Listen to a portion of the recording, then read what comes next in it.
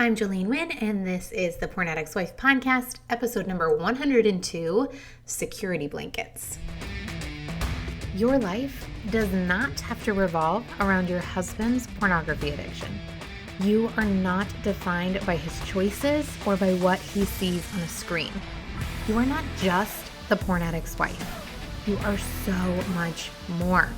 In this podcast, I'm going to teach you how to go from handling it to healed. Because I've been where you are, and you don't have to stay there. My name is Jolene Wynn. I'm a member of the LDS Faith, a certified life coach, and a wife of a former porn addict. And this is a podcast for the porn addict's wife. Hello, my ladies. How are you guys doing? It is a great day. It is Sunday evening. It has wound. It's wound down at my house. It was such a great day. We had some friends over for dinner. We had my sister over for dinner, and we just hung out all day. And we also have some friends staying with us who just moved here across the country. And it was just so much fun, but it was a lot of people. And now my house is quiet and clean, and I just folded 5 loads of laundry. I still have 1 to go, but if you guys could all give me a round of applause. I shared this on my Instagram stories the other day. I'm sure I've shared it on the podcast before. I like to keep my house clean. I'm pretty good at it. I'm very good at washing the clothes, but for some reason, folding laundry is not something that my brain thinks is the most important job. I would rather put that off and do other things. And so sometimes it gets piled up. And by sometimes, I mean every week. And I will have many loads of laundry waiting in my room to be folded, which just means my kids come in, and if they're looking for clothes, I say, go look in the basket in my room, and they do. So I folded lots of laundry, and now I am calm, and I am sitting here, and I'm so excited to talk to you. And one of the things that I wanted to bring up, because it's been a while since I have, is that I'm getting really excited for the retreat that I am hosting in October. Do you ladies remember this? In October, and I will get the dates for you in just a moment, but in October, I am hosting a retreat, and I'm actually calling it a Go Forward, and I'm so excited about it. This Go Forward is going to be in Nashville, Tennessee, from October 13th to the 16th. It is a Thursday night to a Sunday morning, and I have the best Airbnb that we are going to be staying at. It has a rooftop. It's got just the nicest setup. It's within walking distance to all of the amazing things. It's in a place of Nashville called The Gulch. You guys can look it up. It's kind of the newer part of town, hipster. It's not on that main drag, so it's quieter at night. And I cannot wait to spend 3 full days with 15 of you, because that's how many spots there will be. Now, here's something I just want to tease. This is going to be just an amazing experience that I can't wait for. I am going to open up purchases for this. I'm going to open up the sale of this so that you can reserve your spot this summer, probably in June or July. So I just wanted to let you guys know, as you're making plans, that this is available and anybody will be able to come. Okay, it is first going to get opened up to my clients. So if you are not in my program yet and you've been thinking about it and you really want to go to this, come join my coaching program, because they will get first access. My current clients will get first access, early access to purchasing the tickets. And they may, depending on how many clients want to come, may sell out before it gets open up to everybody else. As I said, it's only 15 spots, but I cannot wait for this, ladies. We are going to do a dinner out. We're going to have fireside chats on the roof. We are going to do lots of coaching and lots of together time. I'm going to be teaching. And mostly this is going to be a time to connect, not only with each other, but also with me. I cannot wait to spend one-on-one time with you. I have a photographer coming who is my photographer for all of my stuff. She's the one that's taken all of my pictures. She just took my pictures for my book this weekend. They are beautiful, ladies. I cannot wait for you guys to see them. As soon as I have them, I will sneak peek them on my Instagram. So go follow me at Jolene Wynn Coaching, because that's where I'll be doing it. And I just cannot wait for this weekend, you guys. This is going to be, my sister is coming. She's being my event planner. We're already planning the swag bags that are going to be, the stuff that we'll have there, the boxes that you're going to get once you sign up. You're going to get a gift in the mail from me, a little box of goodies, and then you're going to get more stuff when we get there. I'm so excited. So put that on your calendars, ladies, in October 13th through the 16th. And if you want to come join my program so that you can have first access. Because again, only 15 of us are going to go. I'm so excited. This is just going to be this beautiful, intimate experience that's going to be all about moving forward. I'm hosting a go forward, not a retreat. We're not going backwards, ladies. We are going forward. And I can't wait. And I want you to come with me. So come join my coaching program so that you get first access to that. And it's going to be so much fun. All right, ladies, let's dive into today. I had a different topic planned. I think I say that a lot, but I had a different topic in mind. But then this one was kind of on the back burner. And then it came up a lot when I was coaching this week. And so I thought it would be a great thing to talk about. Okay, so let's talk about security blankets. Okay, what is a security blanket? Security blanket is, these are the things that we tell ourselves and the things we think about ourselves that have created a security blanket around us. Okay, I was on a call with my coach Brooke this week, and she described it as being a goldfish in a little bowl, and that bowl being in the ocean. So even though we have this big world that we're a part of, we have our own little universe, and the walls of that aquarium or that fishbowl, that's our security blanket. Okay, it's the things that we tell ourselves, about the people around us, about what we've gone through. It's our story. Okay, our security blanket is our story, the things that we tell ourselves and think about ourselves. Okay, it's even if it's negative. Okay, some people think that a security blanket, we can think of it as mostly being positive, but it can also be the negative things that we think. Okay, so it's negative things and positive things. I've spoken kind of around this a little bit before about comfort zones. You can go listen to that podcast episode. It's very early on. It's called Comfort Zones. You can go listen to it. It's super good. But it's a little bit like that, okay? It's how the story we tell ourselves, the thoughts and the beliefs that we have create what we know and are used to. Okay, that's our comfort zone because it's what we are familiar and comfortable with. Okay, similarly, we have thoughts and beliefs that we keep around us because they are our security blanket. Okay, we don't want to let them go because they make us feel safe and secure, even if they're negative. If we've always thought them or believed them, or it's the story we've told ourselves for a while, even if it's negative, we don't want to let that go because that feels uncomfortable or unsafe, right?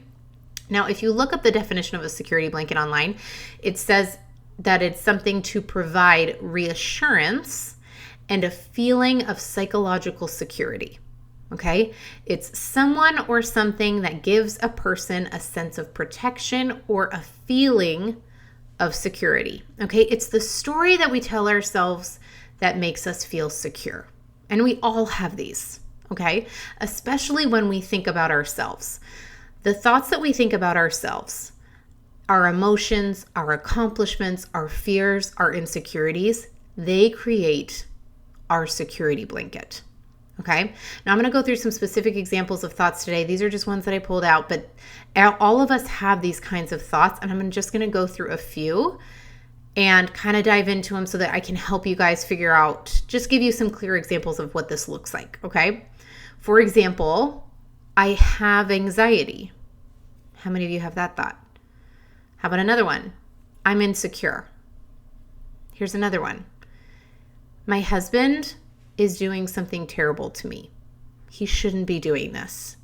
Okay, these are all examples of thoughts that can be part of our security blanket. And we hold on to these because we are scared of what would happen if we let them go.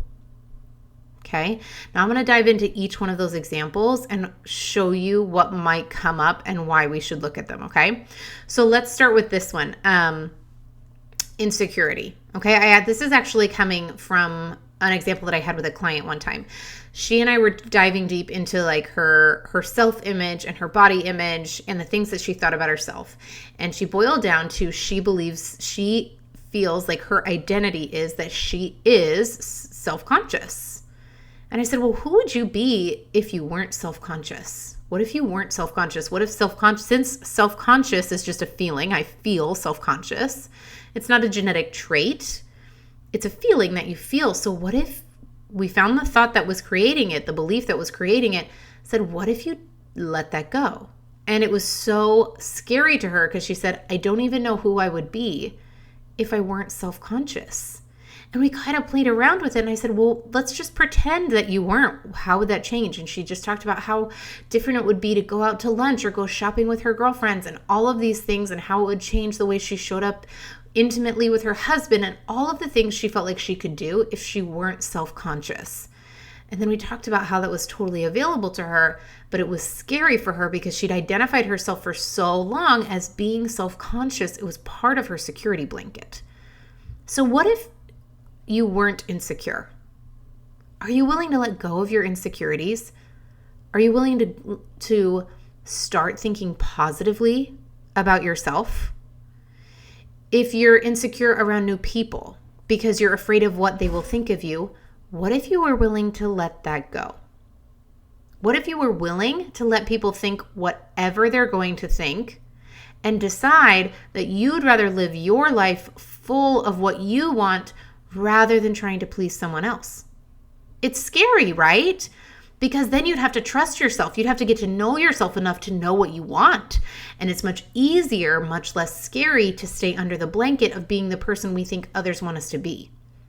Do you guys see this? Sometimes do you see this? I love this example because insecurity and self-consciousness and self-doubt, those all seem very negative to us. So it's when we look at it logically, we think, why on earth would we hold on to something like that? And the reason is because it keeps us where we are. If I were willing to let go of my fear of looking like an idiot, would that mean that I would be willing to go speak in front of a crowd? What does that open up? It opens up the possibility for embarrassment. But what if I was all in? It's much scarier. You start to do things or even entertain the idea of doing things that are out of the norm, out of our realm of comfort, right? And that produces some fear and makes us want to stay where we are. This is what our brain has evolved to do to keep us alive, right? It stays in the cave, right? Back in the caveman days, our brain said, no, we should stay in the cave because we don't know what's out there.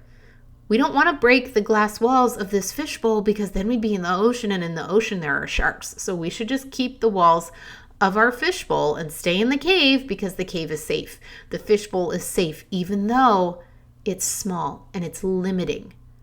It's safe. And our brain thinks that being safe means staying alive, and that's its number one priority. Right? You guys see this? However, there's so much more to life that we miss out on when we keep ourselves wrapped in our story, when we keep ourselves confined by the things that we think about ourselves and our world and other people around us. Okay, let's do another example. Talk about anxiety. I have anxiety. I hear everyone I'm around, probably 50% of the people in my life say this, okay? But who would you be if you didn't think of yourself and didn't define yourself in terms of feeling anxious? This is a big one, okay? How many of you say things like, I have anxiety or I have ADHD, and you use that as a reason for why you do what you do or the way you think or the results that you have, right? Oftentimes, ladies, we will use a diagnosis or a medical condition or mental propensities to prevent us from doing things, okay? I can't do that because I have anxiety. What if you chose not to think that anymore? I'm not suggesting you're making it up, okay? So don't think I'm saying that, okay? I'm not saying you're making up your diagnosis. But what if you were willing to stop saying that to yourself? Are you willing to question it? Why or why not? Super powerful, ladies. What comes up for you when you think about no longer identifying who you are by that thing? The objections that come up in your brain when you think that are worth questioning. They're worth looking at. And I'll dive into more of that in a second. But the reason why this is so crucial to do is because when we start to question, when we start to let go of the things that we've always thought, when we're willing to look at the fabric that makes our security blanket, there's going to be a lot of objections that come up in our brains. And that's what I want you to look at. Let's do this other example, right? My husband's doing this terrible thing. I hate that my husband watches porn. He's hurting me, all of those kinds of thoughts, right? What would you think about him if you didn't think that he was doing this terrible thing to you? What comes up for you when you think that? Ladies, what if he weren't the villain in your story? What if there was no villain? Most of us don't like to question this because it's a security blanket. If he's the villain, then he's wrong and I'm right. He hurt me and I did nothing wrong. Okay, our brain is really afraid that if we question this or let it go, it means that our hurt didn't matter. It means that we're making it up or overreacting or that we're okay with him watching porn, and none of that is true. I want to encourage you ladies to question this story that you have around your husband's addiction, however you phrase it.